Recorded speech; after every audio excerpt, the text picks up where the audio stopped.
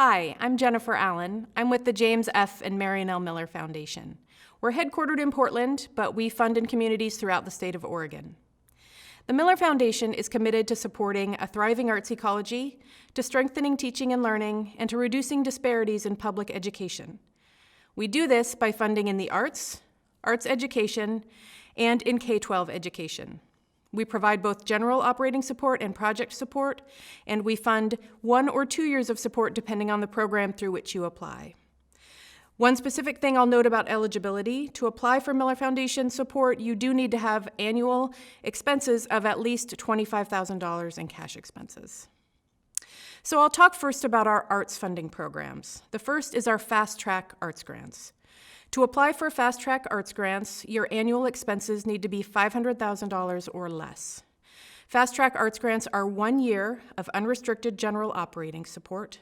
And through this program and all our arts programs, we fund organizations that work in the visual, literary, performance, or interdisciplinary arts. We also fund art services organizations, and we fund programming, exhibits, and performances. One thing that's important to note about the Fast Track Arts Grants is that the award amounts are determined by the Miller Foundation as a percentage of your annual expenses. For Fast Track Arts Grants, you can apply anytime. We accept applications on a rolling basis, and we review them monthly. The second way to apply for arts funding from the Miller Foundation is through our 2-step letter of inquiry process. And this process is for organizations with expenses over $500,000 annually. One specific thing to know about this program is that you can apply for general operating or project support, and I should also mention you can apply for 1 or 2 years of support. And as you might expect, given the flexibility with this program, you can apply for the specific amount of your choosing. I'd like to note that once an LOI is submitted, we do review it for eligibility, and if it aligns closely with our funding priorities, at that point, select organizations are invited to submit a full application. You can apply during 3 application windows throughout the year for our 2-step arts funding process. Those application dates are on our website, on our homepage at millerfound.org. So now I'll talk about our education funding. Our education funding is always through our 2-step letter of inquiry process.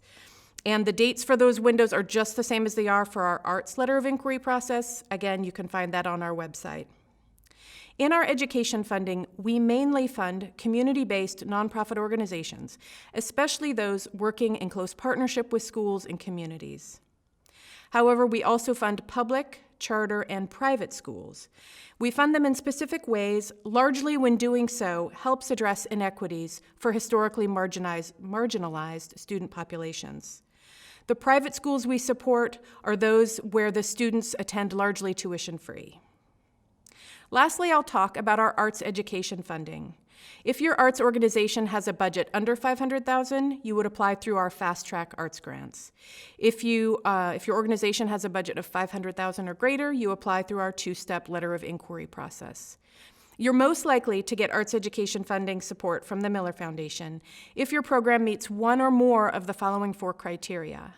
First, if you provide non-school-based arts education that involves and engages youth who might otherwise not be able to participate due to barriers. Those might be financial, they might be geographic, or something else.